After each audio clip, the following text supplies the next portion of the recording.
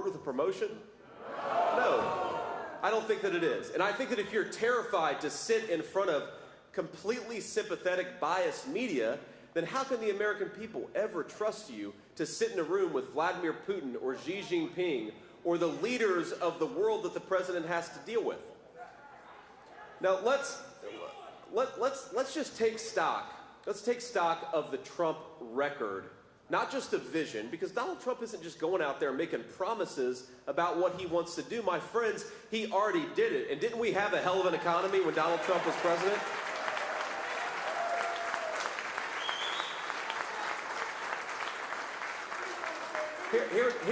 Here's what we're going to do. We are, first of all, going to unleash Pennsylvania energy workers. We are going to drill, baby, drill.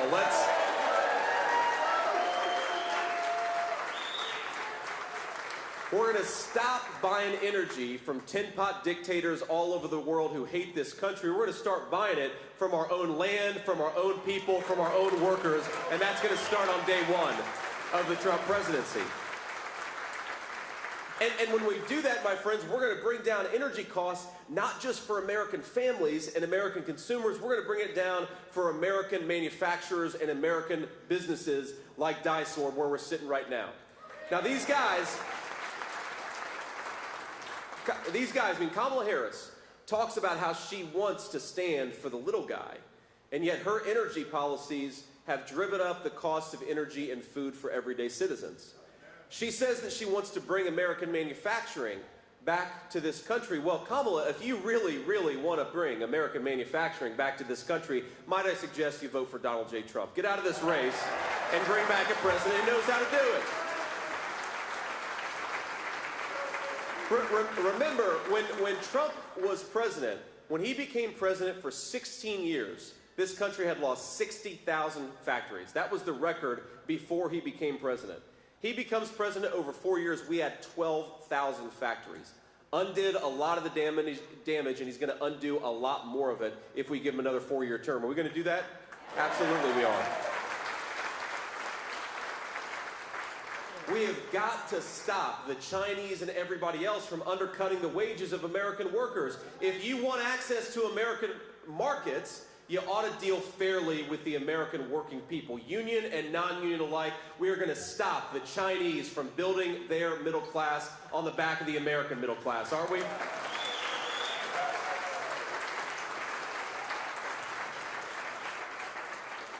We're going to unleash American energy, which drives down the cost of manufacturing. It also makes it possible for a lot of poor families to heat their home this winter. The thing that bothers me so much about Kamala Harris's policies is that real people suffer when she refuses to do her job. Real people. Ladies and gentlemen, I grew up in a poor family. I remember talking with my mamaw during very cold winter nights about how low could we turn the heater and still be able to live comfortably in our house that night. That's the conversation that American families have every single day when you have a vice president like Kamala Harris who's raising energy prices instead of lowering energy prices. It is a disgrace. I think whether you're rich or poor, if you work hard and play by the rules in this country, you ought to be able to afford to heat your home on a cold winter night. Ain't that right?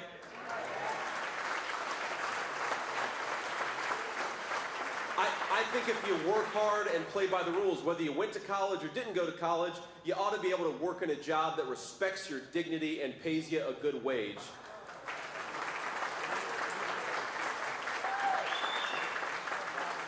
And I believe whether you're the owner of a company like Dysorb or a worker in a company like this, you ought to have a president who stands up for your business and your job instead of a vice president, Kamala Harris, who's been trying to tear all that stuff down.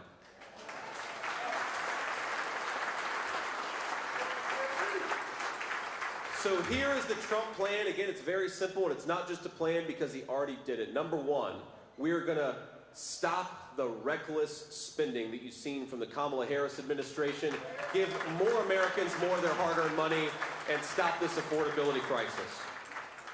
We are going to cancel these ridiculous regulations that make it hard to manufacture and build things in the United States of America. Just today, I read about a power plant regulation coming from the Kamala Harris administration that would shut down a ton of American power plants. Who's going to benefit from that? The Chinese. Now, they say they care about our environment, but if you're manufacturing more and more in China, the dirtiest economy in the world, you're not benefiting the environment, you're not benefiting American workers. You're maybe benefiting Kamala Harris's donors, but you're not benefiting the American people. We're going to unleash American energy, make this country energy dominant again. Donald Trump already did it. We're just going to do it one more time. Now, I want to bring the press up here to take a few questions, but before I do that, I just want to offer a few observations and a few remarks on the state of this campaign. Number one, I already said this, but I'm going to repeat it for our friends in the back. It is disgraceful that Kamala Harris pretends to run for the presidency of the United States, but she refuses to stand before the American people without a teleprompter standing between them. Kamala, what are you so afraid of? The American people are good and kind, even if they don't like your politics. Why don't you get out and talk to them? If you want to be the people's president, you ought to be willing to stand before the people and answer a few tough questions. I don't think that's too much to ask, is it? Now, speaking of, she has got quite the running mate, this guy Tim Walz, who...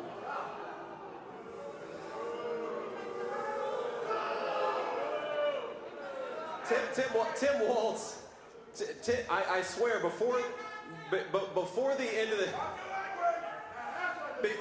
the campaign, Tim Walz is going to be talking about how he was carrying an M16 through the jungles of Vietnam. But this guy, everything that comes out of his mouth about his military service is at least 25% a lie. And, you know, it occurred to me, the closest Tim Walz has ever come to combat, even though he says he carried a weapon in war, the closest Tim Walz has ever come to combat is when he let rioters burn Minneapolis to the ground a few years ago, right? But he acts like such a tough guy, my friends. I don't know if you saw this, but Tim Walz said that he would debate me anytime, anywhere. So he threw out October 1st, a debate moderated by CBS, which I'm sure is going to be in the tank for the Democrats, but who cares? Because I respect the American people to go before hostile media. But when he says he'll debate anytime, anywhere, he apparently didn't mean in mid-September, because I offered him a debate in front of CNN, not exactly friends of me and Donald Trump. And you know what Tim Walz said? No thanks. Because they are hiding from the American people. My message to Kamala and Tim Walz, but especially to the American people, is the American people deserve to be led by somebody who is willing to get out there and talk to people. Kamala and Tim, stop hiding in the basement, get out there and campaign. We'd all appreciate it quite a bit.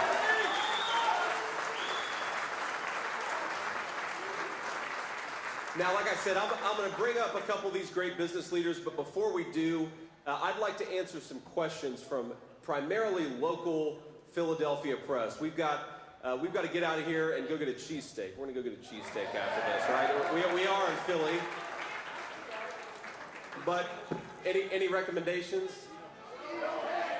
Okay, all right, okay. Steve's has got some partisans over here. But let me say, let me ask the local media here. If you're from the local media, raise your hand first, and then I'd like to answer a few of your questions, and if we got time afterwards, we'll get to the national folks. It's very bright, so it's hard to see all, but ma'am, I believe in a black shirt. Yes. Here we go. Rosemary Connors from NBC Philadelphia. Senator Vance, what's your message to Pennsylvania voters on abortion? Has your opinion changed? Do you think there should be a national ban? Or should it be left up to the states? Look, it's okay. It's all right. Look, first of all, I think it's important to be honest about what Donald Trump and I are focused on here. And what Donald Trump and I are focused on is making the American dream affordable again for Pennsylvania families. That is what we're focused on. Look, on the abortion question in particular, what President Trump has said has been very direct, and I think honestly he's tried to find some common ground in this country that has been divided by this question for 50 years. He said, look, Pennsylvania is going to want to have a different abortion policy from Ohio, which is going to want to have a different policy from California. Let the states decide. Let the people in those states decide. And I think it's important to point out just how different Donald Trump's common sense approach is from our opposition. Because these guys are talking about taxpayer-funded abortions up until the moment of birth. That is sick stuff. Whether you're pro-choice or pro-life, I think we can all agree that we do not need to have American taxpayers paying for abortion at 33 weeks of pregnancy. It's gross.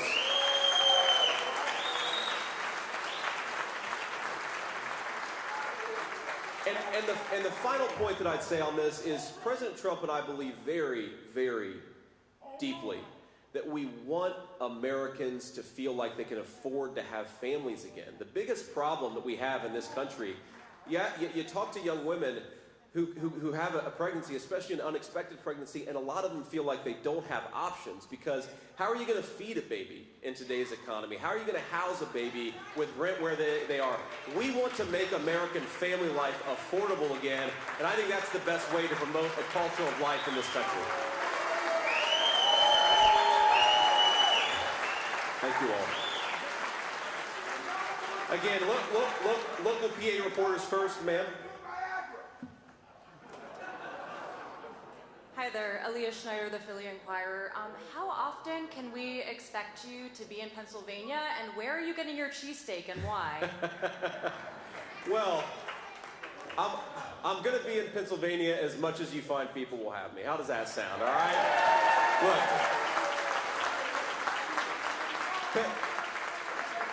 Pennsylvania is an incredibly important state to me and President Trump. It is a state with a proud energy tradition, a proud manufacturing tradition. We believe that if we make more stuff in America, Pennsylvania workers and Pennsylvania families are going to benefit. So we're going to be here a lot, taking our message to the whole state, because who wants to make more stuff in the United States of America? Who wants to build more factories in the United States of America? Who wants to rely on American workers and not on Chinese workers right here in the state of Pennsylvania? This is a very, very important state for us. Ladies right here. JD, Linda Stein, Delaware Valley Journal. What is your position and President Trump's position on Israel and the Gaza war? Well, look, our position is pretty simple.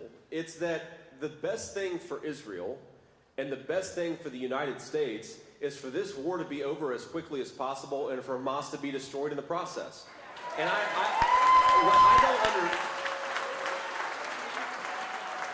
Linda, what I don't understand is you have Kamala Harris who says that she's really concerned about civilian casualties. Well, I'm very concerned about civilian casualties too. But if you're concerned about civilian casualties, you want the war to be over as quickly as possible, and you want to destroy Hamas's ability to fight. She's pursuing policies that are doing exactly the opposite. Prolonging the war as long as possible and not allowing Israel to finish the job against Hamas. It's the worst of all possible worlds. Donald Trump is going to return strength to the American foreign policy scene. Just one more observation about this. This is especially to anybody watching who is skeptical of Donald Trump, who remembers when the American media said that Donald Trump was going to start a nuclear war. Did anybody notice that the country and the world were at greater peace under the presidency of Donald Trump than anybody, Democrat or Republican, who came before? It's kind of amazing, actually, because I remember when all of you, meaning the media, all the media said that this guy was going to start World War III. We are on the brink of World War III thanks to Kamala Harris's leadership. We're going to get strong American leadership back in there to bring a little bit of calm back to the world.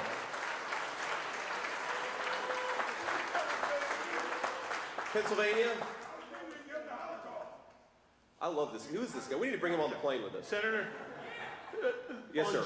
July 21st, Donald Trump was ahead of Joe Biden by 4.5% in an average of polls in Pennsylvania. Today, it's a statistical tie between Donald Trump and Kamala Harris. One, do you believe the polls? And two, if you do, how do you get that ground back? Well, look, I don't believe the polls when they say that we're up. I don't believe the polls that say that we're tied. I don't believe the polls that say that we're down. Our job is to win the trust of the American voters, not public opinion polls. I think, look, what I think, and I saw this in my own race for the Senate, I remember when all the public opinion polls in August said that I was going to lose my race for the United States Senate, and then I won in a pretty convincing fashion just a couple of months later.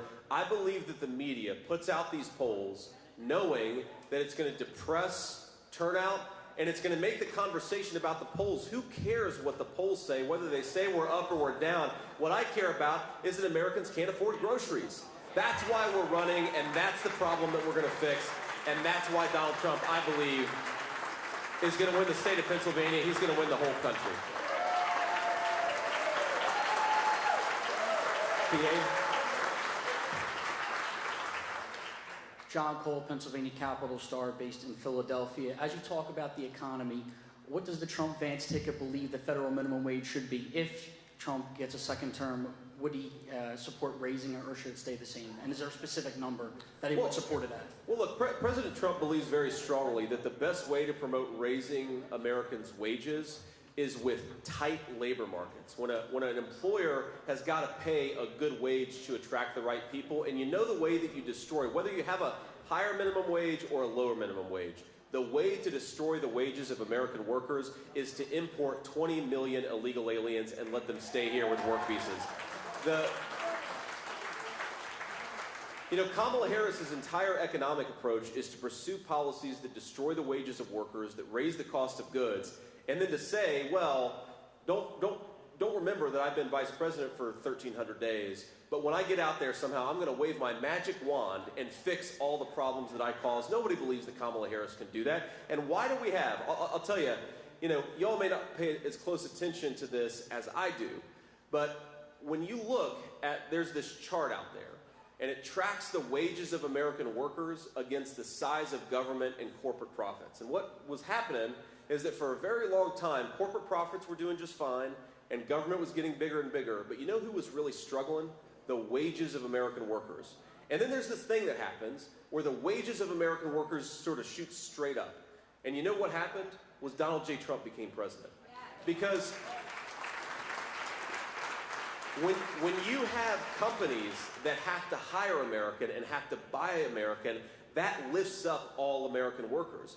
I don't care if you set if you set the federal minimum wage, whatever you want to set it at, call it $30 an hour, and you let in 25 million illegal aliens, nobody is going to make $30 an hour because the illegal aliens are going to undercut the wages of American workers. You want to raise wages, build more in America, buy more in America, and send the illegal aliens home, and that's exactly what Donald Trump and I are going to do.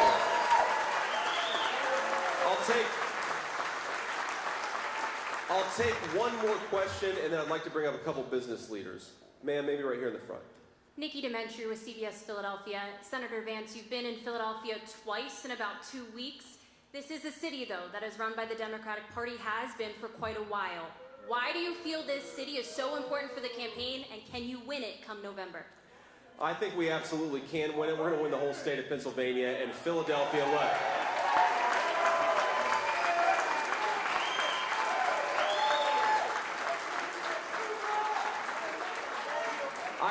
I'd ask voters in Philadelphia and across the whole state a very simple question. Has your life been better off under Democrat leadership? No!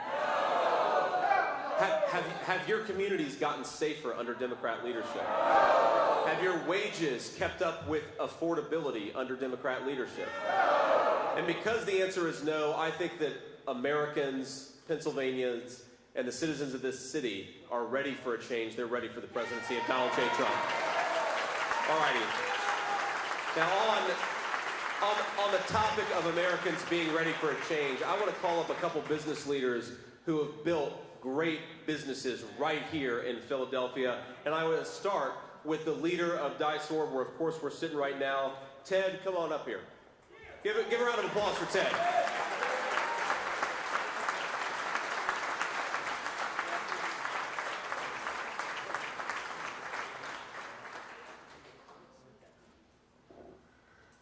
Thank you very much, Senator Vance, future Vice President Vance. It's an honor to have you here with us today.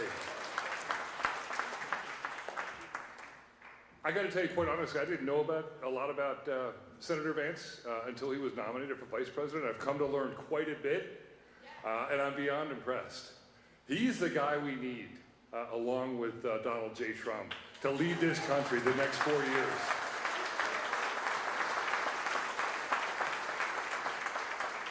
On a personal note, because we're both former enlisted military, I thought I was doing okay myself, but this guy here is blowing me away. So it's very impressive, sir. Thank you again for coming.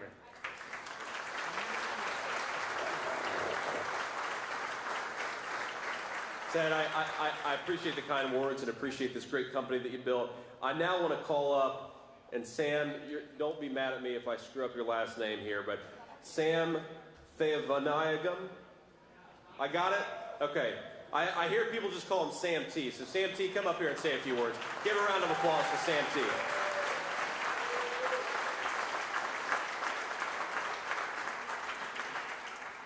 I said to you earlier that what separates me and Senator Vance was butter chicken. Because his wife is vegetarian and of Indian descent. I am of Indian descent. So Senator Vance actually split the script by doing exactly opposite to what I did. But it's interesting that in the last 4 years, I serve as a defense contractor. In the last 4 years, there has been a huge erosion of the Department of Defense, the defense industrial base that actually supports the DoD. And that is a huge issue. With peer threats like China and Russia, we're going to have a huge problem at our hands, and manufacturing is the way forward. Workforce development and making sure that we are investing in our people so that we can increase capability, increase capacity, increase competency, and oh, by the way, we will be confident doing that. The two words that separate me and him was butter chicken. By the end of the year, that it'll be down to 2 letters. VP. All the best, sir.